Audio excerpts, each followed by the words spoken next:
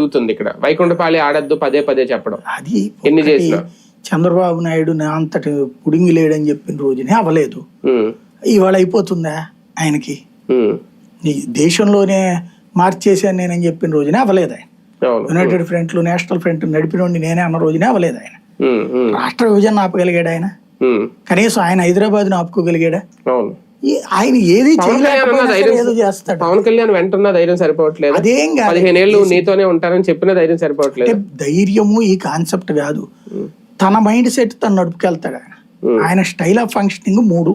Number 1, ప్రత్యర్థినే దొంగగా చూపెడుతుండటం, అతన్ని character assassination చేయడం, అతన్ని నమ్ముకున్న వాళ్ళందరినీ వేధించడం, అదే సందర్భంలో తను మాత్రం బాధితుడిగా చూపించుకోవడం. ఇప్పుడు జగన్ చంద్రబాబుని ఇబ్బంది పెట్టినప్పుడు తప్పైతే ఇవాళ జగన్ ఇబ్బంది పెట్టడం కూడా తప్పే కదా మరి. కానీ తనని ఇబ్బంది పెడితే విక్టిమ్, తను ఇబ్బంది పెడితే అది ధర్మ పోరాటం.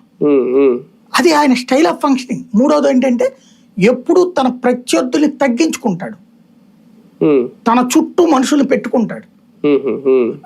ఇప్పుడు ఎవరు లేకపోతే కమ్యూనిస్టులు ఆయన తెచ్చి పెట్టుకుంటాడు ఆయన. అంటే తన గురించి పొగడ్డానికి 10 మందిని రెడీ చేసుకుంటాడు ఎప్పుడు కూడా ఆయన. ఇవాళ మొత్తం రాష్ట్రంలో 7 పార్టీలు అనుకుంటే 6 పార్టీలు ఆయనతోనే ఉన్నాయి, 1 పార్టీనే అవతల ఉంది. ఆ 1 పార్టీ మంచోళ్ళు కాదు.